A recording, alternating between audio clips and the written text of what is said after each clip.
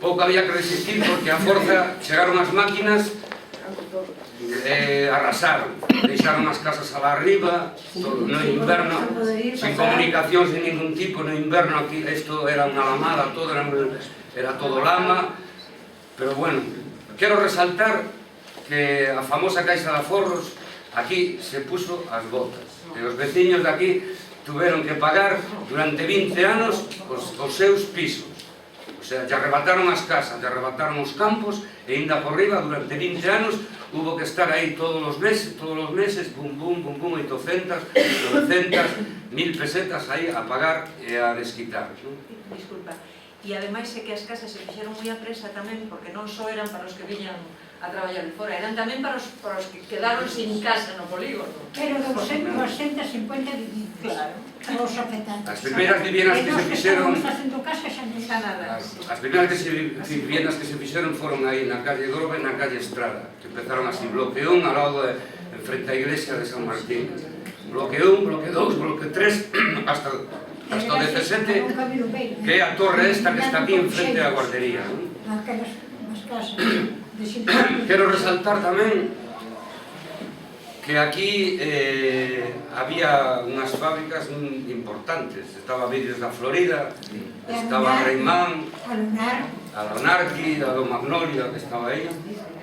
E todo iso tamén arrasaron, o sea, non tuveron en conta nada. Interesaba en aquel momento, a Franco lle interesaba desarrollar a industria automobilística con Francia, era a entrada do capital estranxeiro no país, que despois máis tarde viu, por certo, que casualidade, viu Alcampo, que é capital francés, primeiro vi Citroën e despois viu Alcampo. Sí, construíron postos de traballo, de acordo, a actividade se industrializou e tal, pero as consecuencias que se pagaron foron, como sempre, non en todo tipo de cousas, non? A xente, os nativos, isto a mí me recorda cando arrasan, por exemplo, o Amazonas e todo iso, as tribus que viven ali, pois os deixan sin nada, pois o mismo fixeron aquí. Que pasa? Que nós aquí tiñamos unha economía mixta, tiñamos campos, traballábamos os campos, pero se traballaba sobre todo nos asteleiros, en Barreras, casi todos os de Colla.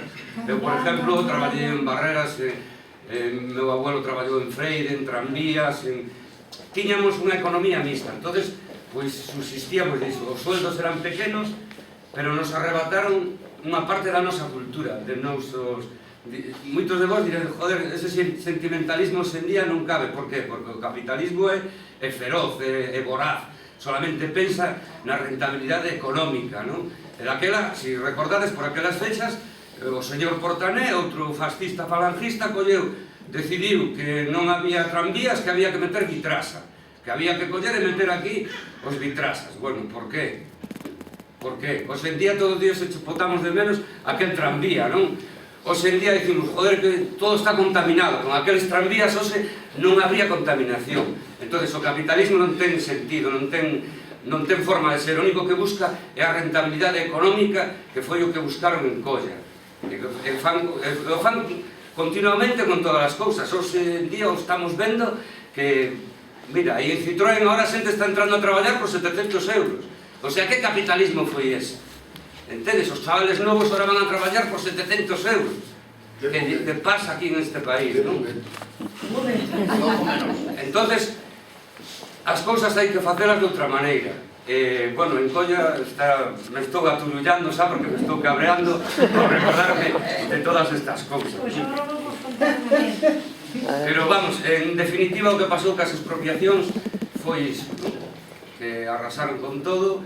E, bueno, non podemos permitir que sigan facendo estas cousas, non? E depois, os que éramos rapaces, todas as vivencias que tiñamos entre nós, os xogos que tiñamos, todo iso, pois se foi ao garete, non? Empezaron a vir os coches, eu me acordo de aí en Tomás Alonso, xogábamos ao fútbol na calle, a mellor pasaba un tranvía de vez en cando, un coche... Bueno, todo iso ten sentido que cambiara, non? Pero se vos poñedes a pensar, non cambiou para ben. Fijaros agora na situación en que estamos, e isto todo no transcurso de 30 ou 40 anos, o sea, que todo o que nos venderon foi fume, non? Que viña o progreso, que viñan os coches, que viña o lujo, que viña tal, pois é mentira. Ahora, como sabedes, hai moitas familias en Colla que non teñen nin para comer, non teñen nin para pagar a luz, e non teñen para nada. E ora, que falta? Pois aquilo que había antes na parroquia, que todos nos axudábamos, que cando unha familia pasaba necesidades, pois todo o mundo lle botábamos unha man, algún quería botar unha placa, pois íbamos todos, os campos se labraban xuntos, o sea, todo iso perdeuse. O sea, que en definitiva non adiantamos nada.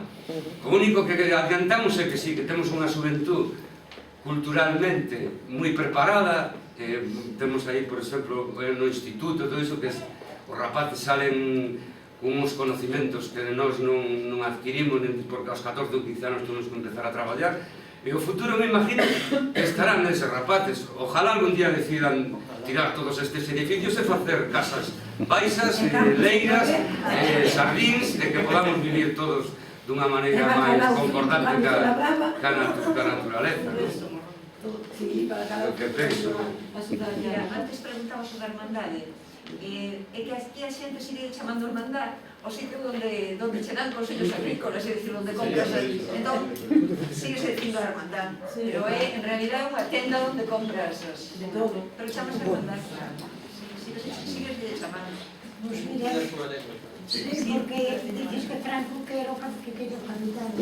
E a mulher de Franco, doña Carmen Polo, así que supo que viñan por ir nunha colla, o mellor que había co que era Pazo de Milán, Carvajal, que era un carabán general, que era cerca de Chorizo. Que vendía o que roubaba. Había onde se poñía todos. Bueno, pois, a Carvajal andou mirando, coincidiu que o meu sogro tiña un morro de pedra, que me gustaba de pedra, con 4 pés a cada lado, e gustoulle. Chamáronos, agora conto. Cando vimos pelo gallego, pois viu que os afectados que pasáramos por Marqués de Valladares para informarnos. Entón preguntaron o nombre, bueno, pois tu parcela era 286 que era nosa. Os precios de todo, pero de pagar nada. Porque había que esperar a que todo estuvera en regla. Moita xente fixo casas sin permiso, ou sea, pagaban con títulos de todo. E resulta que miraron onde meu sogro e viñeron, apareceron a marcar, a tocar. Meu sogro sabeu e colleu un estaca e dixo, puñerseme fora de aquí. Non o fixo, non dou nada e mira a policía a esposalo. E o home, claro, chorou, un home de 70 anos, esposado, e dixo, é que eu nunca mirei rogar desta maneira, foi cando o esposaron. Cando lle dixo, nunca mirei rogar desta maneira. E viu a policía e dixo-lle porque dixo, a usted nadie le roba nada. E dixo, como non me roba? Levan a cabaña, sin máis nada. A usted se la llevan porque se le pagaron, xa a mí nadie me pagou unha perra. A mí nadie. Soltaron, estuve pola tarde xa lle entregan o dinheiro da cabaña. O xefe xa, como lle gustou, que está en Mirás, en Pazo de Mirás. Pero era un abuso así, ordenimando. Foi un atropello total. Un atropello, sí. Foi un atropello. Eu quería hacer unha pregunta. Por que de Chamacolla? O sea, está a parroquia de Bouzas, non? Que está por diante. Vos decides que chegabades hasta a extrema de onde está de Cacho. Entón, por que se lle chama Bacolla? Home, o topónimo é moi antigo. O topónimo é moi antigo. O topónimo é moi antigo. Se vamos a raíces toponímicas, temos aquí unha persoa que sabe bastante de toponimia, pero en principio o topónimo colla pode ser pedra. Pode ser pedra. Entón, podese asociar con eso, con pedra. De un lugar onde había pedra. Pero realmente o topónimo é moito máis antigo de que os topónimos están... Sí, pero claro, estaba real, porque se se chama pedra podía haber unha mina de pedra, Podía haber? minas de pedra para aproveitar para facer as casas. Pero canteiras, queres dicir? Sí. É que en aquel momento tampouco era tan... É dicir, a pedra en Galicia hai por todas partes, non? Entón, ti ves que as casas que había aquí eran todas de pedra. É dicir, a pedra A maioría. non é que escarbar así as pedras, pero supoño que o topónimo virá de Según Iván Sestai, que é o que analizou os topónimos do barrio de Colla, que é un rapaz que está facendo a recollida das distintas barriadas de Vigo, pois di que Colla, leo textual aquí no roteiro e vende o seu libro, dice: aparentemente o topónimo Colla parece que ten semellanza formal e morfolóxica coa forma galega de collo, pedra, pelouro, verdad? O que estábamos a decir.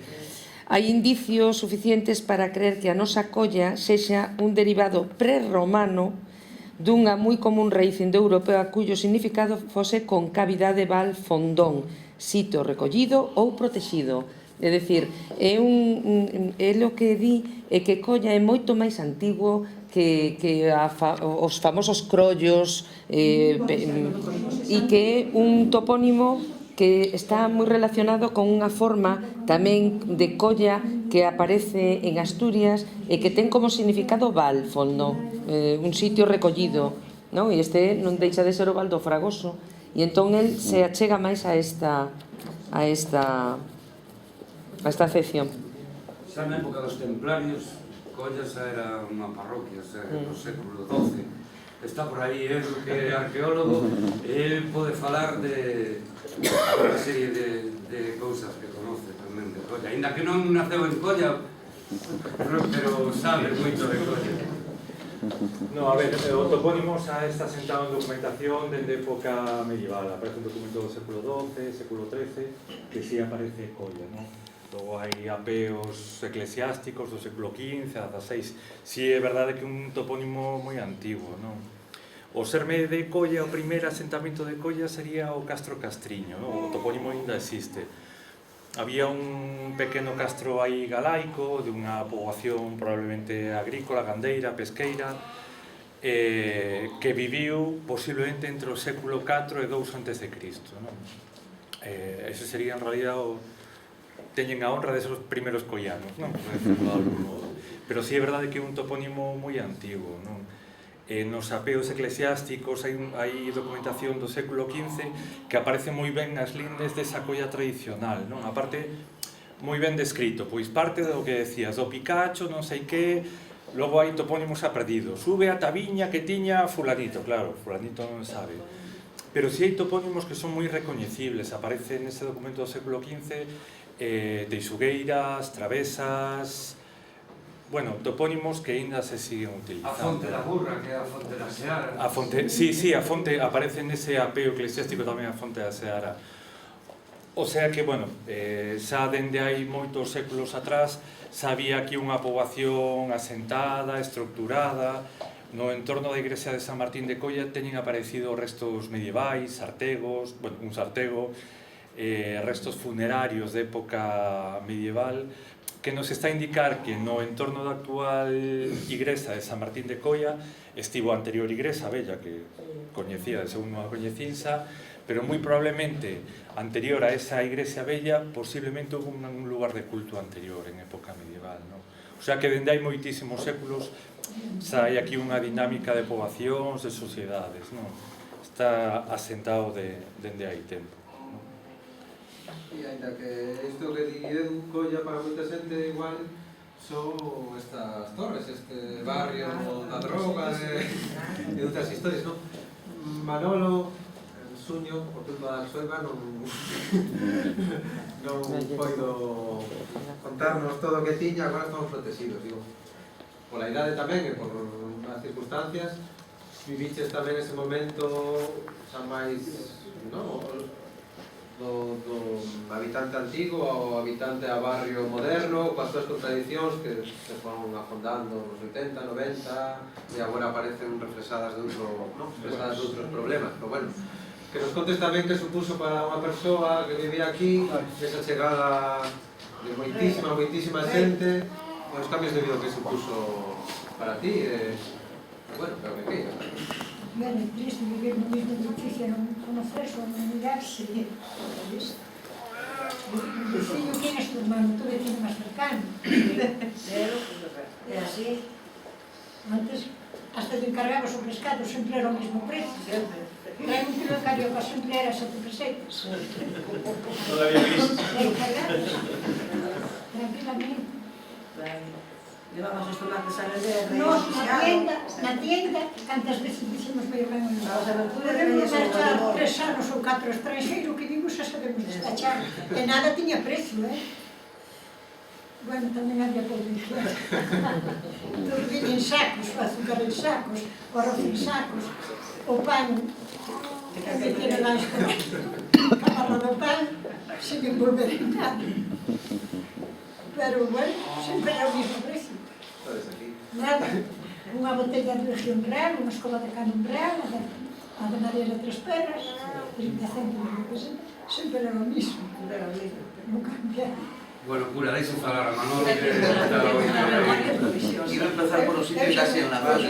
Por si acaso chove. Ben, somos de Colla e non nos topamos. Marisa e eu somos veciños da Colla histórica, vivimos en casas, eu no Camiño Figueiredo, ali naceu meu pai, ali casou a miña aboa, que naceu ali en Núñez de Balboa, o meu avó naceu en Quintela, familia da miña nai do outro lado de Colla, que sería Matamá, está o Lagares que une, non separa, Colla de Matamá, e non nos topamos, non? E non hai edificios entre as nosas casas. Nos rodean os edificios, pero non nos topamos. Con Marco estudiei hai 30 e bastantes anos no Eijo Garay, cura franquista, que agora lle chaman Illarcíes, e levamos 30 e pico anos sin toparnos. E ele vive aquí, non? Entonces, claramente, Colla xa non é un lugar para vivir sano, non? Pasa con muchísimos lugares. O máis grave é que quedaron un montón de illas no medio da Colla, que son camiños, que seguen a ser camiños, para ben e para mal non hai beiras rúas, todos sabemos o bo e o malo que significa beira rúa. O camiño de Figueiredo durante séculos non tivo nome, e hasta que plantaron un edificio abaixo onde hai un bingo, hasta ese momento non lle puseron un cartel que puña Camiño de Figueiredo, e aínda só hai un 5 ou un 3% de beira rúa, sigue habendo cunecas, por aí nos movemos, non? E claro, os de Colla do Camiño de Figueiredo somos da Florida. Entón eu agora acabo de ver que Colla se dividiu en moitas parroquias e o mellor a única que ten un pouco de identidade que é da Colla Nova, que son todo edificios, é o Cristo da Vitoria. O resto das parroquias é edificios, camiños, donde hai unha fronteira brutal e os teus veciños da Florida non saben como se chaman os camiños se non entraron alguna vez, non? Preguntas tal, pois non o van a saber, non? Ben, eu nacín meses antes de que tiraran o tranvía, a 60-70 metros do tranvía, ali ao final do Camiño de Figueiredo, e iso foi o que marcou parte da miña vida. Primeiro todo o que perdimos, os tranvías mortos, desfacéndose e co perigo que era onde nos xogábamos. Cando anos antes había un parque maravilloso, o Parque da Florida, donde había columpios, había gaiolas con patos, había unha mona, unha loba. Entón todo eso perdemos, non? E vemos como vai medrando unha cidade. Cando nos salimos do colexio de Xogaray, puseron os muros. Antes nos íbamos a xogar as leiras, había vacas, había viñas, non había muros. Es decir, que nós somos, digamos, que desa tamén fronteira xeracional de a última liberdade dos habitantes de por acá, pero a maior parte dos compañeros nosos eran novos collanos, non? E nós non tiñamos aldea, nos aldeamos, era Colla ou era Matamá ou era daqui, entonces digamos que había un montón de cousas que nos separaban deles, pero non había para nada rifas por eso, non? E bueno, nos fomos mirando como esa Colla que non tiña casi nada do novo dunha cidade, pouco a pouco foi sumando pois infraestructuras, non? Tristemente, novos centros comerciais acabaron coas tiendas históricas, en Colla nos camiños, por sorte, aínda quedan algunhas tendas de alimentación, non sei que, aínda quedan algunhas. Eso formaba parte, sí, os chinos viñeron despois, formaba parte da solidaridade, da comunicación, de toda esa cousa. Todo eso se foi perdendo. O que decíades antes de que se perdeu a nomenclatura, xusto a Miñoca foi un dos últimos espacios que eliminou a toponimia, a microtoponimia, logo viñeron no Pau de Navia que sí, por unha lei europea, curiosamente respetaron a toponimia, e o único nome que se conservou da Miñoca foi o Camiño da Miña para unha cafetería, que o sector privado que lle puso nome a súa cafetería, o resto dos nomes desapareceron. Logo se recuperou da Plaza da Telleira, pero fora un nome xa perdido, non? Que casi non se usaba, non? Entón, eso fai reflexionar bastante, non? Ben, vivimos en casas, algún rodeados de edificios, e acabamos de ver que os edificios pois tampouco estiveron ben feitos porque non tiñan ascensores, é un sinsentido, non? Ben, eu como ves o tempo está bastante avanzado e como outro día tiña algún poema e escribín algún máis, penso que a miña aportación pois tamén é interesante de que os de Colla, os novos ou os vellos, conten a súa historia de Colla. E esta, digamos que, a historia dun árbore de Colla, a única que queda da histórica estación dos tranvías da Florida, falando das lembranzas e dá que pensar aos que viviron o tranvía e aos que non o vivimos, o que representaba o tranvía, e logo un poemiña que fixen tamén sobre o anterior faladouro que fixemos aquí. As saudades do último chopo da estación e do parque dos tranvías da Florida, que querían tirar, pero se salvou ese árbores hai tempo. Este chopo tan grandote hai a beira da Florida, raíz, tronco, polas, folla, con saudades el respira. Este bello choco, amigos, última memoria viva dunhas vías e estación e do parque dos tranvías.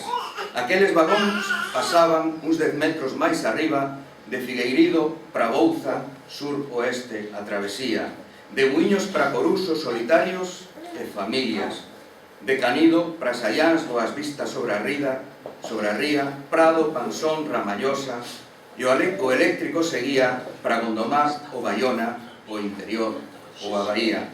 Os tranvías este verán deste ano, hai 100 anos cumprirían. Ecolóxico, transporte, barato e humano, amiga. Tamén a este bello choco quixeron cortar a vida, construindo a súa beira e salvárono as veciñas. Raíz, tronco, polas, folla, con saudades el respira, este chopo tan grandote suspira polos tranvías. Eu levo anos querendo escribir sobre ese chopo, escribín sobre os tranvías, sobre a Tiñoca, sobre a Bouza, e por fin pude facer ese poema. E o recitei hai pouco nun que debía ser un centro social, pero non é. Agora me fai pensar en este cuaderno do Bar Hipólito, recitei e falei do que era a Colla antiga. O Bar Hipólito naceu no ano 58, nas Travesas, que Colla tamén, e era un bar de comidas. Neste bar non é que comeran os obreiros pagando, normalmente levaban a comida e pedían xaseos e viño. Pois ben, ese local, un local privado, pasou de bar de comida breira a bar de bocadillos dos rapaces que iban ao instituto e ao pabellón, a ser nos últimos anos un local, un café, un pub de música, onde os vellos iban a xogar a partida, onde algún velliño do barrio tomaba o café sin pagar, porque non ten, e ese local acaba de pechar. Eso debería nos facer pensar de que ninguén foi capaz de manter ese espacio vivo. En Colla xa non queda ningún bar daquela que teña ese componente de solidaridade, de espacio vivo, e debería nos facer pensar bastante. Ben, este é un pequeno poema que fixen despois da chuvia, despois de que seguíramos falando ali na carpa. Memoria de Colla na Bouza no solsticio deste ano. Por debaixo da floresta, o faladoiro da Bouza, pola memoria da aldea que era Colla. Foi polos anos 60, a cidade non perdoa, coas máquinas avanza e entra en Colla. Moitas casiñas e campos, en nome do gran progreso, desaparecen cobrando 4 pesos, pagando 4 pesos. O progreso anos despois, nesta Bouza, puso os ollos, pero a loita dos veciños e as veciñas parou o roubo. Entre avenidas e pisos, ficaron casas e campos, nestes anos conformouse outro barrio. Foi debaixo da floresta, solsticio de Bran na Bouza, memoria dun faladoiro desta Colla, desta Colla. Ben.